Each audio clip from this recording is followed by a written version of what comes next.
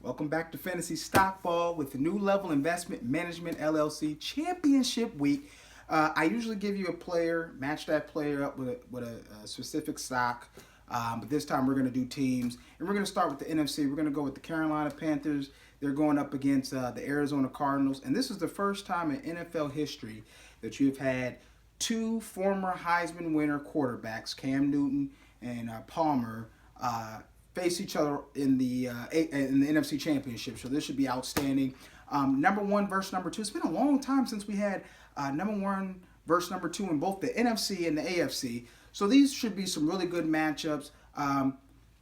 Congratulations, Cam Newton. He hasn't been announced yet, but he will be MVP of the NFL, and he's had an outstanding season.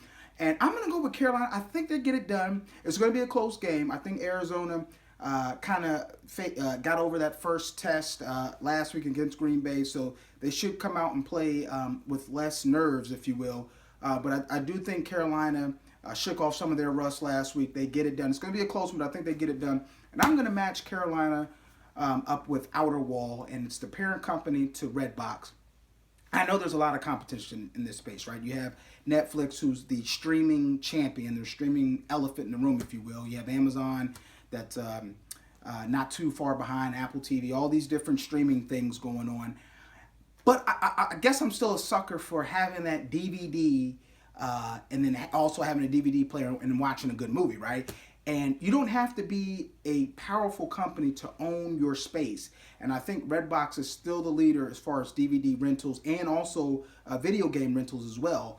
There's nothing else left, right? You don't have the blockbusters or the Hollywood videos anymore. It's all about streaming. So I think Redbox can own that niche and just be the giant, even though it's a small niche, be that leader in that particular industry. But there are two major risks that I see with Outer Wall or Redbox. One being they're kind of at a whim or they're at Hollywood's beck and call. If Hollywood doesn't produce good movies, then it's going to affect the bottom line for Redbox, right? Because then people like me, who I am a customer, are not going to be as quick to go out and rent a movie, right? Because there's nothing out there playing. So that's what hurt their fourth quarter earnings this time around.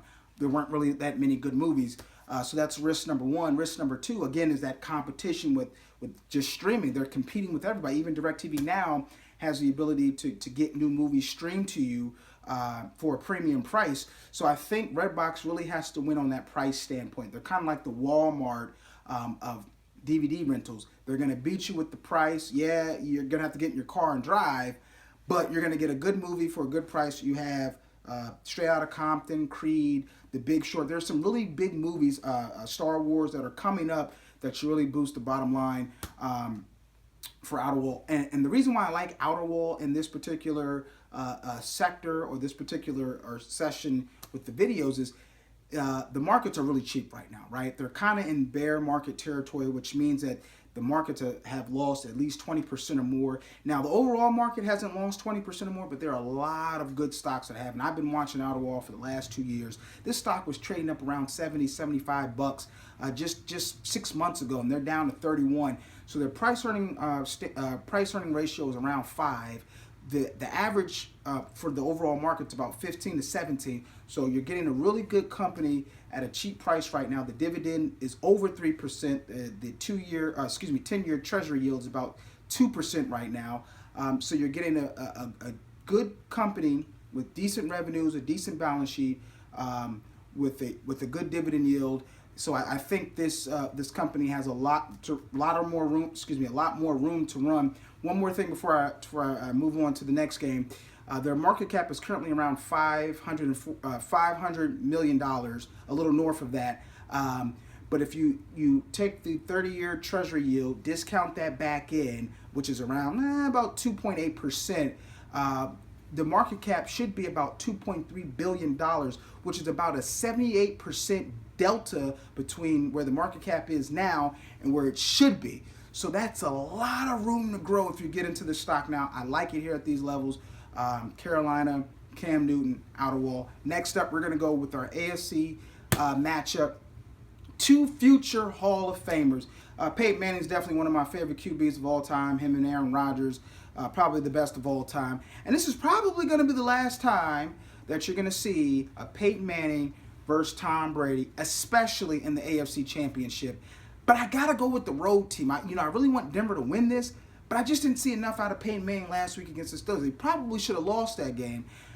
Tom Brady, he didn't look all that great against the Chiefs either, but I think with him having all his weapons back, Peyton Manning struggling, I got to go with the road team on this one. I think Tom Brady and Belichick get it done.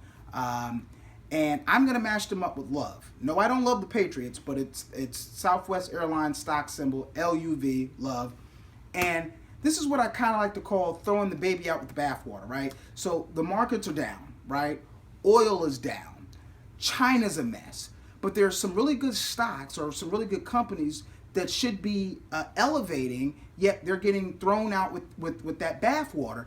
And Southwest Airlines is definitely one of the companies that fits that profile. Again, from a valuation standpoint, their price-earning ratio is about, their forward price-earning ratio is a little over 8, so we'll say 9. You're getting a pretty good dividend yield as well. And then with this stock is twofold, right? Crude oil's roughly around $31 a barrel, right? So the consumer is saving money on the pumps when they go to their gas, right? And then they're also are going to be saving money on the tickets, right? Because the airline companies should start to discount those tickets. So that should be a lot of pent up travel demand for the consumer. So I think these airline stocks are going to start to win. I just don't understand right now why Southwest Airlines stock is suffering. It's trading around $39 right now. I think this stock gets to at least 50 before the year's out. So I think it has at least another 2 years to really run and grow and spread its wings, if you will. So I like Southwest Airlines. So that's Cam Newton versus Tom Brady, Super Bowl 50 this year. New Level Investment Management LLC. Hey, everyone on the East Coast, stay warm. The blizzard is real. New Level Investment Management LLC.